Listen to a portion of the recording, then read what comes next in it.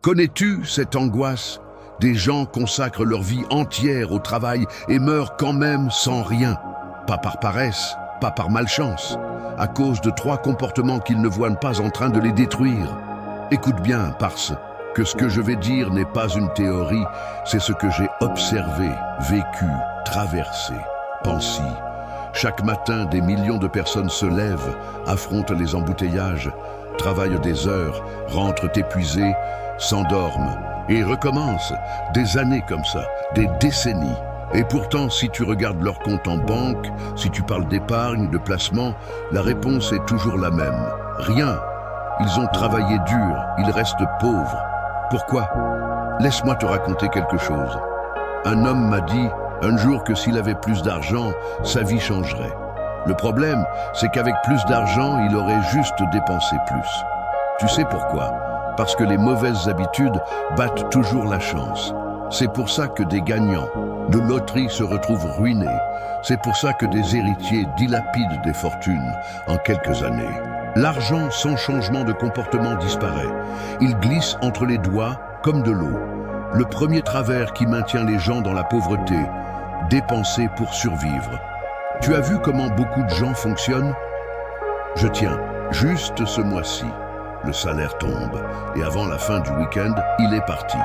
Loyer, nourriture, facture, quelques sorties, un repas au restaurant, peut-être un nouveau téléphone dont on n'avait pas besoin, et retour à zéro, mois après mois, année après année. Et ils disent qu'ils n'ont pas d'opportunité. Mais la vérité, c'est qu'ils mangent la graine au lieu de la planter. Je connais ce sujet de l'intérieur.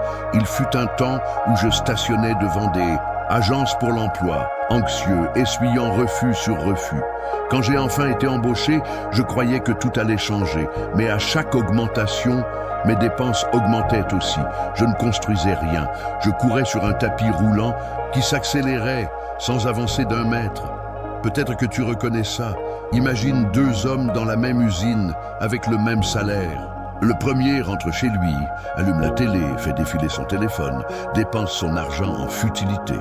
Le second, tout aussi fatigué, passe 1 heure par jour à apprendre quelque chose de nouveau. Il lit, il épargne au lieu d'acheter une nouvelle tenue chaque mois. 10 ans plus tard, le premier est toujours à l'usine. Le second dirige sa propre affaire. La différence? Ni l'argent de départ, ni les relations, ni l'intelligence. Les habitudes. Voici la vérité dure à entendre. Les gens pauvres le restent parce que la logique de pure survie bloque toute construction. Quand ta seule priorité est de tenir aujourd'hui, tu ne te demandes jamais comment bâtir demain.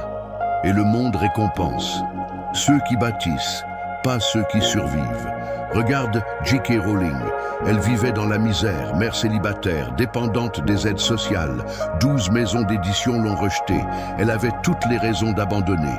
Elle aurait pu dire « Je suis pauvre, je n'ai aucune chance ». Mais au lieu de manger la graine, elle l'a plantée. Elle a continué à écrire. Cette graine est devenue des livres, puis des films, puis un empire. Elle a transformé des mots en fortune, pas par chance, par une habitude de construction. Le piège psychologique le plus dangereux, c'est celui-ci. Je manque de tout, donc je dépense pour me sentir mieux maintenant. Les gens achètent ce qui imite la richesse au lieu d'investir dans ce qui la crée. Ils mangent la graine, encore et s'étonnent de rester affamés. Retiens ça. Si tu manges la graine, la faim durera. Si tu la plantes, l'arrose, la protèges et patiente. Un jour, tu te reposeras sous son ombre. Oprah Winfrey est née dans la pauvreté.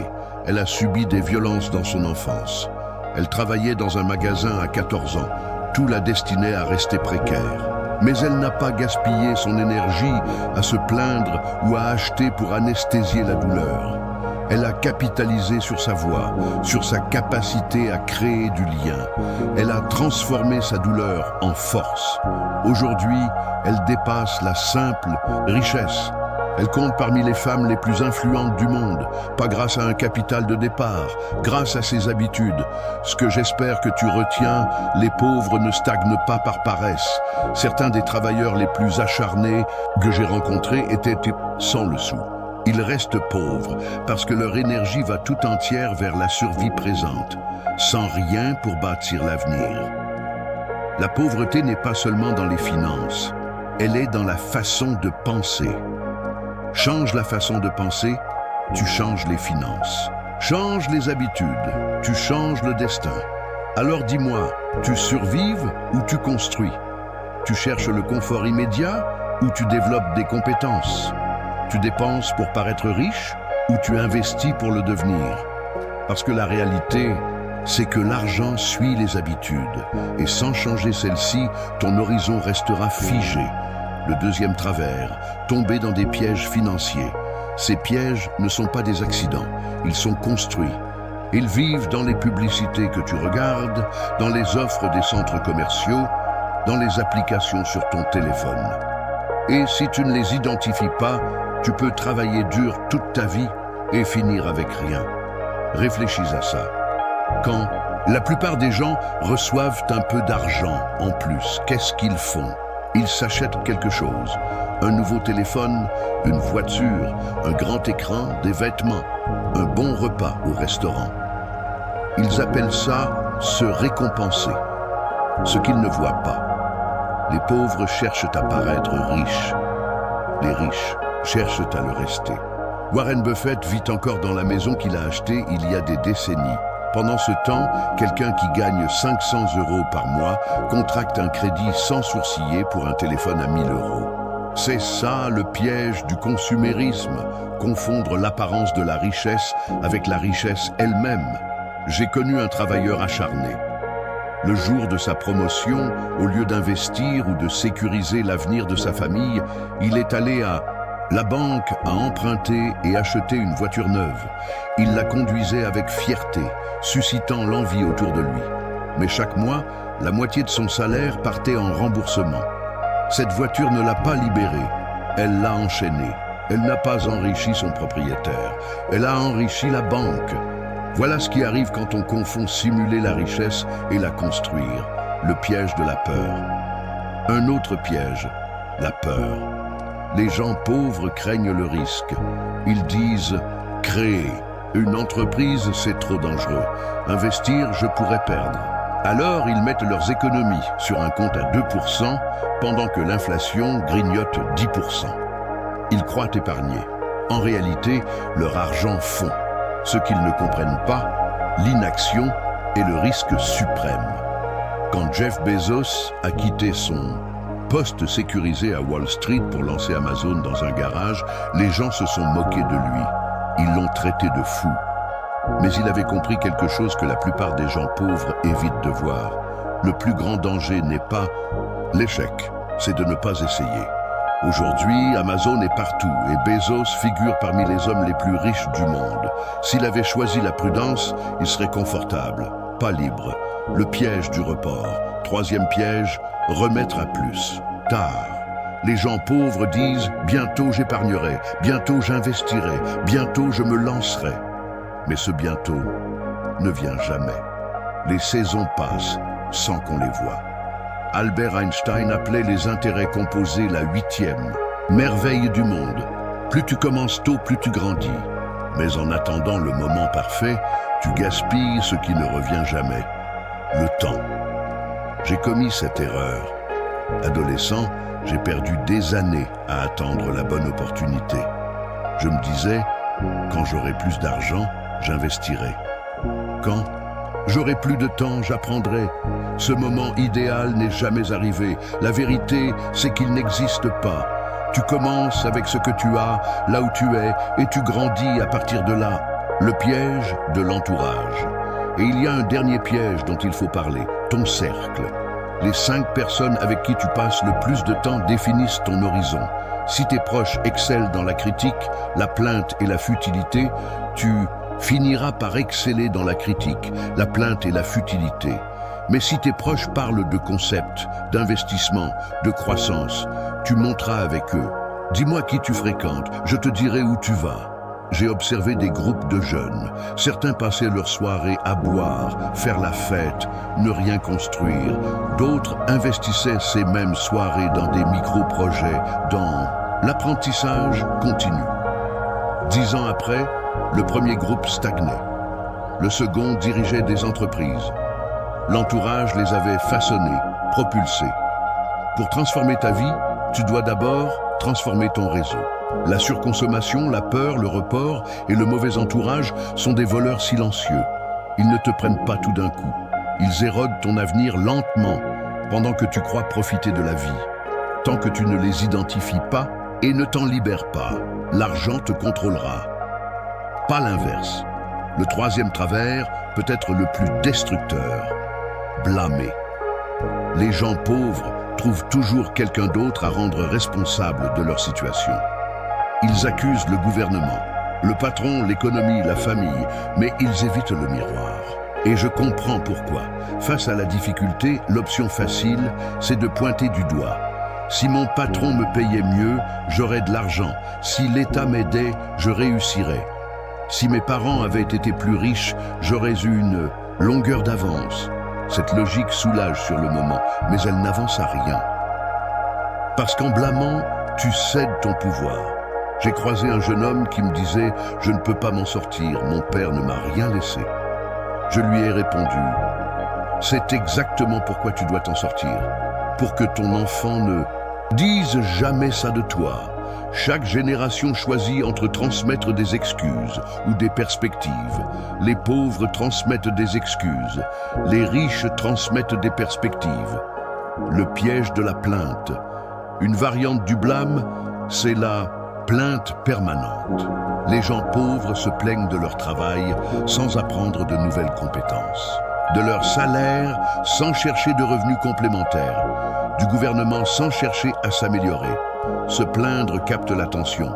Ça imite l'action alors que rien ne bouge. Pense-y. Tu as déjà vu quelqu'un se plaindre jusqu'au succès? Jamais!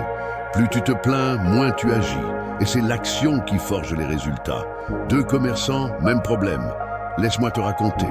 2 marchands faisaient face au même obstacle. Peu de clients dans leur rue. Le premier se plaignait chaque jour. Les pouvoirs publics nous abandonnent. Les acheteurs ne viennent plus. Il restait dans sa boutique à attendre que quelque chose change. Le second a pensé différemment. Si les clients ne viennent pas à moi, j'irai à eux. Il a commencé à livrer à domicile, à démarcher des prospects. Progressivement, il a fidélisé une clientèle. Son commerce a grandi. Aujourd'hui, le premier est toujours là, immobile, à se plaindre. Le second possède un grand magasin. Même rue, même obstacle, 2 approches différentes. Blâmer et se plaindre, c'est s'enchaîner soi-même. Tu crois que le monde t'emprisonne, mais c'est toi l'architecte de ta cage. Tant que tu vis dans les excuses, la liberté t'échappe. Entends ça clairement. Ton avenir n'est pas déterminé par le gouvernement, ton patron ou tes parents. Il est déterminé par les choix que tu fais maintenant. Blâmer retarde, assumer, libère. Le jour où tu passes de « c'est pas ma faute » à « c'est ma responsabilité », tu commences vraiment à avancer vers la richesse, vers la liberté, vers l'accomplissement. Pour finir, la pauvreté dépasse l'argent. C'est une disposition mentale qui, à argent égal, à opportunités égales, à formation égale, élève l'un et écrase l'autre. Pourquoi? L'un change ses habitudes, l'autre les perpétue. Personne n'est condamné à rester pauvre éternellement. Naître sans rien, ça arrive. Mourir sans rien, c'est le résultat d'habitudes conservées trop longtemps. C'est dur à entendre, mais c'est la réalité. La vie récompense la discipline, le courage, l'action, pas les excuses. Alors je te pose la question, combien de temps encore? Combien d'années à blâmer, dépenser, reporter? Combien de temps avant de voir que le temps fuit sans attendre? Dans 10 ans, il y aura 2 regrets possibles, les opportunités manquées et les habitudes inchangées. 1. Sage a dit, les chaînes de l'habitude sont trop légères pour être senties jusqu'au jour où elles sont trop lourdes pour être brisées. À 20 ans, perdre 1 heure semble anodin.